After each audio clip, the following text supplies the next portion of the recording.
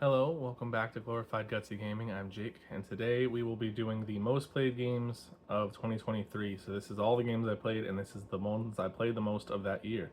This will be the last of this series until I eventually do the current year, which is 2026.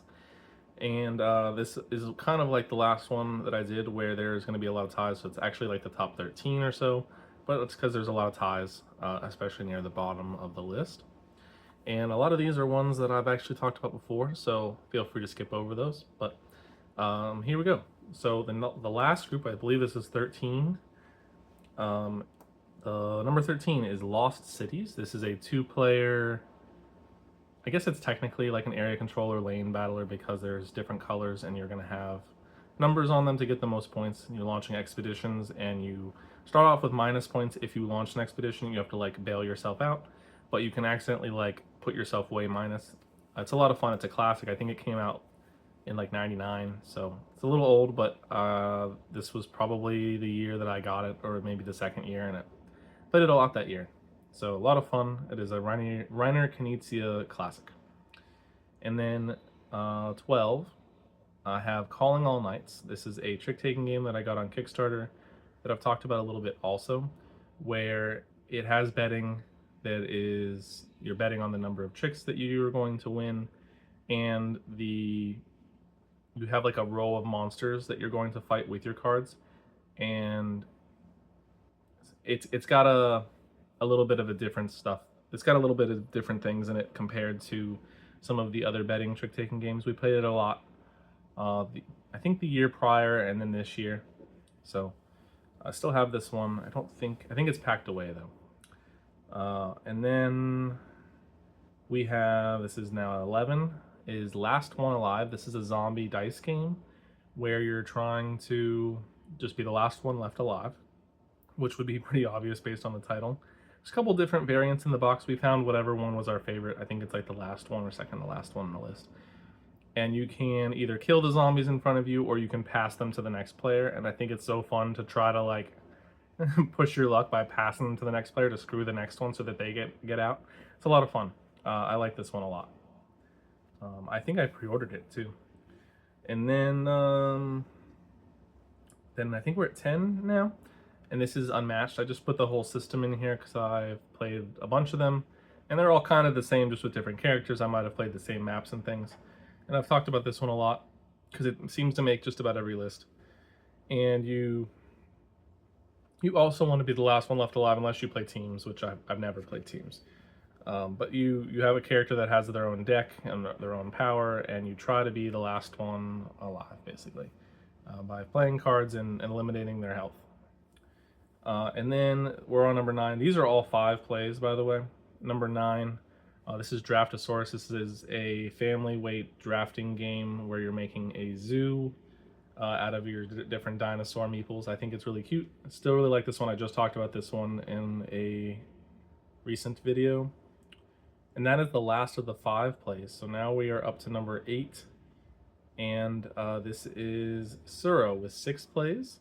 I actually just talked about this one for 2024 also. And it is another one where you want to be the last one alive, which is kind of funny in a row here. But it is kind of an abstract game where you're putting on a tile and you're just making your little meeple follow the line, and you're trying to stay on the board as long as you can. We've played this a lot with our families, so not much of a surprise.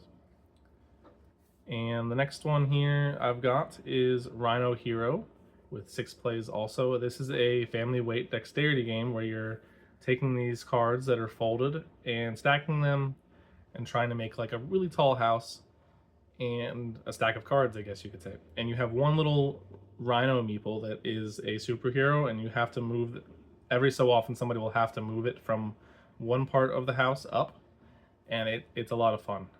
It has a lot of tension, as dexterity games often do. And then I also have, I think we're on 7 now, maybe? I lost count. Judge Domino. This is another dexterity game that's kind of family weight. I've mentioned this one, I think in the year that it came out video also, but you're trying to measure the distance of the dominoes and if they'll actually fall correctly. It's more probably closer to an activity, but one that I'm amused by and quite enjoy. So 6 plays. I think this was the year that I acquired it, so Because it's not much surprise. The next one is Viking Seesaw, also with 6 plays. And I've talked about this, but it's also a stacking dexterity game where you have this seesaw boat thing where you're trying to get all of your items onto the boat and run out first to win. I don't think I've ever won this one. I'm I'm awful at it, but it's a lot of fun. All right, now we are up to some other plays. I think that was 6 to number 5.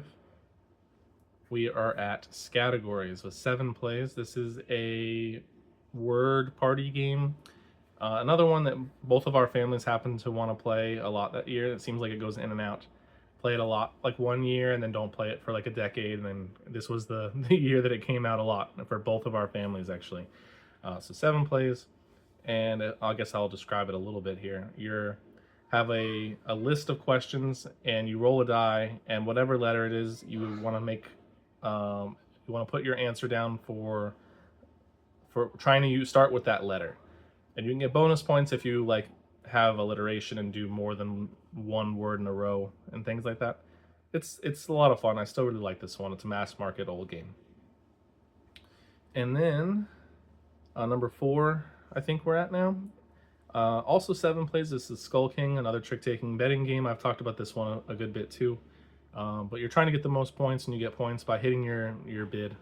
Each round, there's 10 rounds. Each round you get an extra card, so it gets a little harder.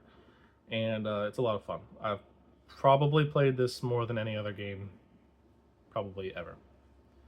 And that is our last of the 7 plays. And that was number 4. So number 3, we are at Bone to Pick. This is a party game also by Lycan Studio. I kind of alluded to it the other day.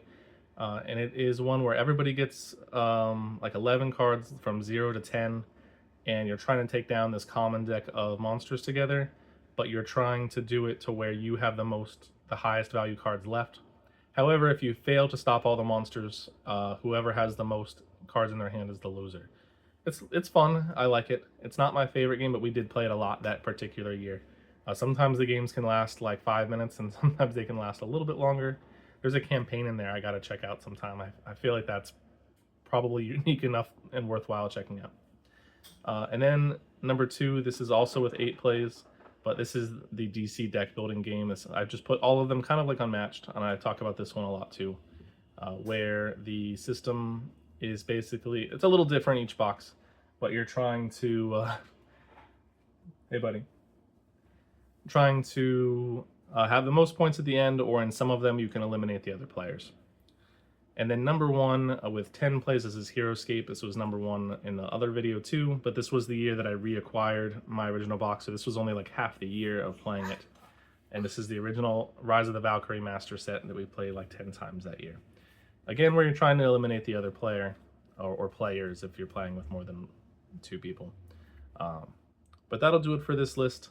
I will be doing another couple top 10s of whatever year, and then I got a Heroescape video coming up. But that's it for right now. If you want me to put the ratings that I rate these games in the video, please let me know. I just asked that in the last one, but I'm just trying to get more responses. But that'll do it. Thanks for watching.